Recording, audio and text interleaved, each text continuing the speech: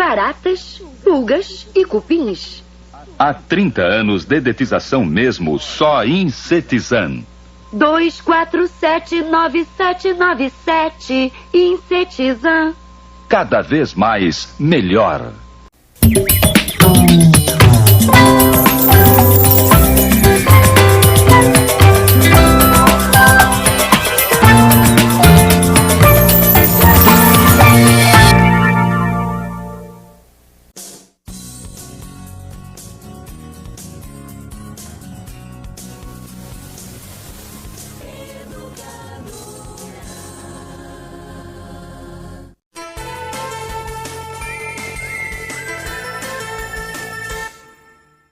Golpes ou tentativas de fraudes atingem 19 milhões de pessoas.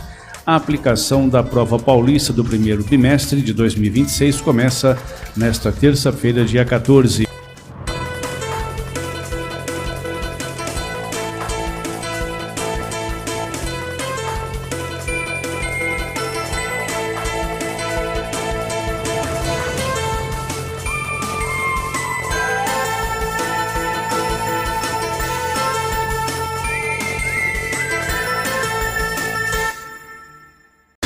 A coleta de lixo é um dos serviços públicos mais essenciais à população, o que às vezes só é percebido quando não há expediente em alguns feriados nacionais. Mas apesar de ser um material de descarte, o lixo deve ser tratado com cuidado, principalmente quando tem cacos de vidros, seringas e outros itens pérfuro-cortantes. Em Varginha, a Secretaria Municipal de Meio Ambiente intensifica a campanha por mais atenção no descarte do lixo. O coletor Robson, infelizmente, teve a surpresa desagradável de encontrar seringas, que são materiais hospitalares descartadas de forma incorreta no lixo comum.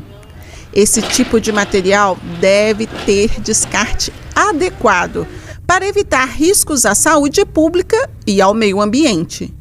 Nós estamos na correria do dia a dia e em um determinado local nós nos deparamos com a situação da seringa embalada de forma incorreta. Estava descartada no meio do lixo orgânico, né? E a gente pede que seja feita o descarte de forma correta, que esteja embalada e principalmente que haja conscientização da população para que a gente faça a coleta de forma certinho. Lixo orgânico no dia do lixo orgânico, o reciclável no dia do reciclável e principalmente a separação dos materiais, seja ele o doméstico, o lixo de banheiro, né, o que é reutilizado, que são as garrafas PET, os materiais descartáveis. Aí dessa forma fica mais fácil para nós coletores, para não pôr a nossa saúde em risco e também para que haja uma preocupação com o meio ambiente, que é muito importante. O descarte de materiais hospitalares, como seringas e outros pérfuro-cortantes, é regulamentado por normas específicas que visam proteger a saúde pública e o meio ambiente. O descumprimento pode gerar riscos de contaminação e penalidades legais para os responsáveis. Essa semana, assim, por coincidência, nós tivemos em um estabelecimento de clínicas médicas o descarte inadequado de pérfuros cortantes. Mas por que frisar clínicas médicas? Porque elas têm a obrigatoriedade perante todas as legislações de fazer o descarte correto. O pérfuro cortante não pode ser colocado no lixo comum. Para os munícipes, de forma geral, a gente fala, leva nas unidades de saúde, porque não pode colocar no lixo. Por que não pode? Porque não é o correto que se destine dessa forma, é um resíduo perigoso. Assim que um dos nossos coletores se depara com esse tipo de resíduo, ele pode furar, perfurar e, além disso, ele tem que fazer um tratamento por mais ou menos 1 ano e até pode ter contaminação por vírus de HIV, então isso tudo traz muito transtorno. Mas eu gostaria de frisar aqui esse problema que acontece com os nossos coletores, que eu acredito que a população ela precisa se conscientizar, pensar que o lixo é recolhido por seres humanos, que nós não podemos colocar agulhas nesse lixo, que a gente tem que levar nas unidades, mas clínicas médicas e clínicas odontológicas, todos esses que trabalham com esses resíduos, eles têm a obrigatoriedade perante lei, perante todos os órgãos ambientais, de destinarem da forma adequada. Isso quem fala não é a CEMEA, isso é obrigatoriedade por lei. A resolução do CONAMA fala que esse resíduo é um resíduo perigoso, perigoso, ele é classificado como grupo E, eles sabem disso. Então isso faz com que eles destinem da forma adequada. E a vigilância sanitária tem cobrado isso também. Nós acionamos a vigilância para que façam um intensivo nessas clínicas, para que isso não aconteça novamente. Então eles, além de estarem trazendo risco para os nossos coletores, eles estão infringindo também a obrigatoriedade que são deles. Fernanda destaca a importância dos serviços prestados pelos coletores à sociedade e como acidentes com esse tipo de material podem gerar riscos sérios à saúde. E além disso, a Lei de Crimes Ambientais, ela traz no seu artigo 56 uma pena até maior, fala que até reclusão você destinar da forma inadequada esse tipo de resíduo. Então não é algo simples, é algo muito sério, que as pessoas precisam se conscientizar. Mais do que tudo, ter consciência que as pessoas que vão coletar são seres humanos, eles podem se cortar e também eles recebem penalidades de multa e até mesmo é um crime ambiental. Então, por favor, clínicas odontológicas, médicas, fisioterapeuta ou qualquer pessoa que precise manipular esse tipo de agulha ou seringa, qualquer que for, não coloque no lixo comum, não se pode colocar. O lixo deve ser descartado de forma adequada e nos dias certos, separados entre orgânicos e recicláveis. Além disso, qualquer material pérfuro-cortante deve seguir as normas corretas de descarte. A gente pede que a população se conscientize, que faça parte deles, porque se cada um fizer a sua parte, nós vamos conseguir o melhor para a nossa cidade. Coletores sadios mentalmente, fisicamente e um meio ambiente bem estruturado, né? Que é uma questão hoje que a gente está vendo a natureza cobrando a parte dela e todos nós vamos ganhar. Uma cidade limpa, uma cidade que todo mundo trabalha em prol de todo mundo e principalmente a responsabilidade social. Ao seguir essas e outras dicas, os cidadãos contribuem para que os trabalhadores da coleta de lixo não corram riscos desnecessários. Faça a sua parte e ajude a evitar acidentes. Aparelhos eletrônicos em stand-by, aquela luzinha, lançam na atmosfera 18 milhões de toneladas de carbono por ano. O desperdício de energia elétrica no Brasil equivale ao consumo médio de 22 milhões de residências. Se ligue nas jornadas de sensibilização para o combate ao desperdício de energia elétrica. A sociedade, o meio ambiente e a sua empresa só têm a ganhar. Uma iniciativa da UFJF em parceria com a Eletrobras. Não dá pra esquecer um filho, não dá pra esquecer os pais, não dá pra esquecer amigos que a gente gosta demais. Não dá pra esquecer o irmão, de sangue ou de coração.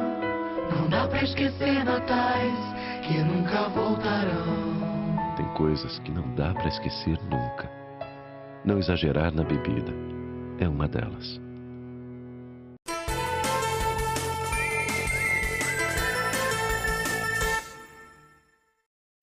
E nós seguimos com o noticiário do esporte amador no fim de semana em Varginha. Neste domingo, 6 jogos em 3 estádios agitaram o Campeonato Municipal de Futebol entre Bairros, o Bairrão 2024. Confira os resultados e análise da rodada com o comentarista Hernani Vitor. Olha, graças a Deus, né, a gente está com a expectativa lá no alto da competição e isso vem se confirmando. Os jogos bastante acirrados, primeira fase, a segunda agora, primeira rodada e a segunda rodada agora da primeira fase da competição, né, com jogos aí de alto nível. E a gente fica na expectativa agora para a terceira rodada da primeira fase, continuar no ritmo aí da pegada, da entrega dos jogadores aí, para que quem vá prestigiar consiga aí ver um bom espetáculo. Você falou sobre esse primeiro desempenho. Como que foram as equipes? Os jogos foram bem acirrados, o placar grande, como que foi a situação? Teve sim algumas nuances de alguns placares, né, um pouquinho mais elástico, outros não muito, né, outros até questão de empate, igual a gente teve a rodada aqui ontem, na Semel, onde teve o empate do Taurus com o Bairro de Fátima e também no segundo jogo a vitória do Fúria em cima do Boa Vista por 2-1. Então as equipes estão bastante equilibradas, a entrega está sendo grande porque é um campeonato que ficou muito aguardado aí para esse ano, então a expectativa ela permanece sempre a melhor possível. Até o momento, quantas equipes se enfrentaram? Até agora a gente já teve o confronto de 24 equipes, né? Foram 12 a semana passada, 12 essa semana. Aí agora tem estreia de mais 6 equipes essa semana, com 6 que já jogaram. E a semana que vem, pelo molde do campeonato, as outras 6 restantes com mais 6 que já jogaram. Então essa é a forma do campeonato, está acontecendo dessa maneira. Então a gente já tem a estreia de 24 equipes. É um campeonato que faz história tradicional na cidade. É o campeonato tradicional, né? O amadorzão, um bairrão, um veterano, uma cidade que respira futebol, né? Que ama esse esporte. Então a gente, como organizador aqui, está buscando sempre as condições aí para poder contribuir da melhor maneira possível, né? Então a gente está muito, de alguma forma, animado com os jogos que vem acontecendo. O Bairrão 2024 é uma realização da Prefeitura de Varginha através da CEMEL, Secretaria Municipal de Esportes e Lazer. A agenda de jogos da próxima rodada você confere na edição do Jornal Cidade de sexta-feira. E a Secretaria Municipal de Educação está construindo o Plano Municipal da Primeira Infância de Varginha. O objetivo é conhecer mais sobre as crianças na primeira infância para garantir seus direitos e políticas públicas voltados às suas necessidades. A sociedade pode ajudar respondendo a um formulário sobre o assunto. O Plano Municipal da Primeira Infância é uma política pública que vem tratar exatamente da primeira infância, que é do 0 aos 6 anos incompletos. Esse plano, ele busca traçar medidas para garantir os direitos dessas crianças ao longo de 10 anos. Então, ele é um plano decenal. Ele seria para 2024 até 2034. A gente está nesse trabalho desde o ano passado, tivemos formação com a REP, que é a Rede Primeira Infância de Minas Gerais. Montamos um comitê, então tem representantes de vários setores da cidade, para a gente formular, fizemos um diagnóstico, o que está legal, o que precisa melhorar para garantir o direito dessas crianças no futuro. Essa que é a importância dele, né? Um planejamento aí para garantia de direitos. Justamente. A gente precisa estar alinhado com vários setores. Então, todas as secretarias da Prefeitura, Educação, Saúde, Esporte, Lazer, Turismo, Conselho Tutelar, a sociedade em si, né? Nós temos representantes de advogados, nós temos representantes de mães, de pais, tudo em prol de traçar um plano, uma trajetória de melhorias na cidade para garantir o direito dessas crianças. E agora vocês estão na fase do questionário, né? A participação popular. Como é que está sendo isso? Quem pode participar? Isso. A gente já passou por algumas etapas anteriores e agora nós estamos na fase de ouvir a sociedade. Então, nós lançamos um questionário, um formulário online, repassamos para as escolas que têm essa faixa etária e elas estão na responsabilidade de repassar às famílias. Então, as famílias respondem esse questionário para a gente e aí nós vamos ter uma visão geral do que a sociedade pensa, o que a sociedade busca.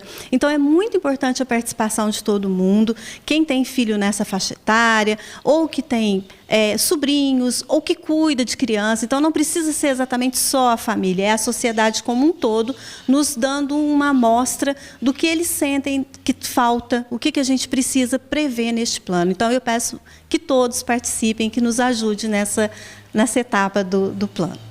Os pais ou responsáveis que ainda não responderam o formulário encaminhado através do WhatsApp, em forma de link, podem acessar agora através do QR Code que aparece aqui na tela da sua TV. A participação da sociedade é fundamental. Na Itaquan é fácil comprar seu carro novo. Venha! A Itaquan bate o martelo com você. Novo Gol a partir de 29.490. Saveiro a partir de 30.490. Voyage a partir de 31.290. E só na Itaquan você ganha o kit Itaquan. Não vamos perder nenhum negócio. Traga a sua oferta e venha bater o martelo com a Itaquan. Itaquan, Presidente Vargas e Castelo Branco. Somente o imóvel é real em qualquer moeda. Na Pirâmide Imóveis, sem complicação, você aluga, compra ou vende o seu imóvel. Segurança, seguridade, confiança, agilidade e competência. A maior e melhor oferta do mercado. Chaves em até 24 horas. Fotos digitalizadas dos imóveis. Pirâmide Imóveis. Energia para bons negócios.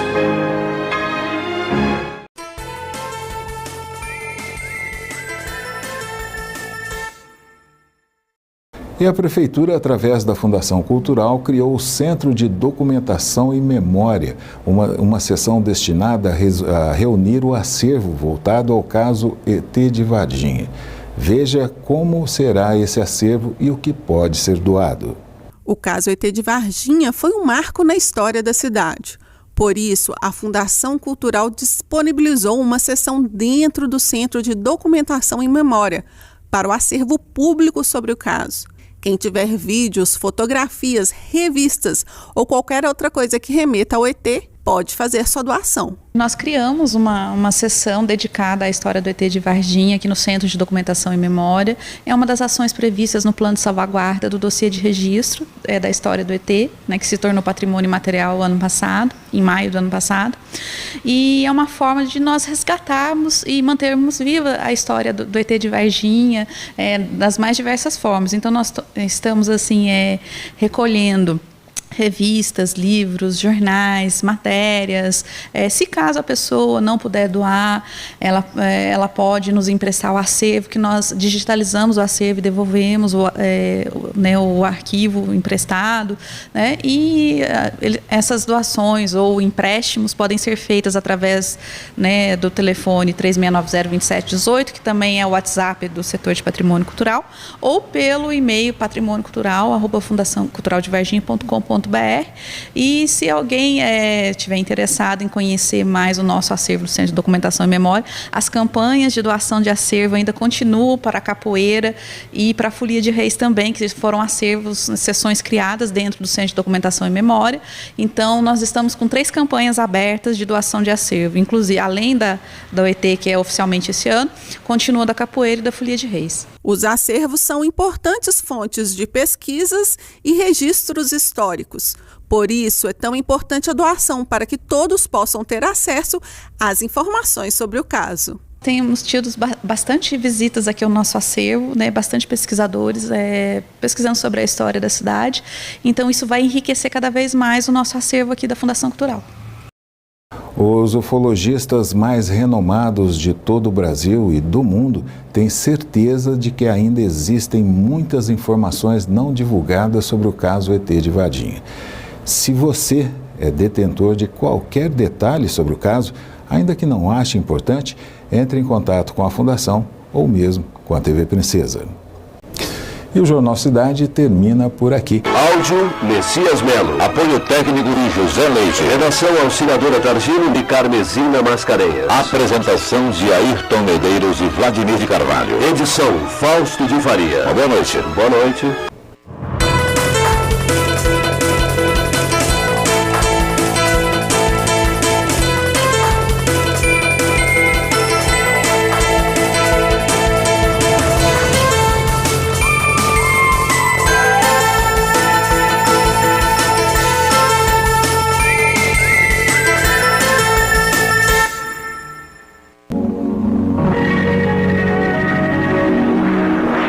A programação da cultura tem o apoio da VASP.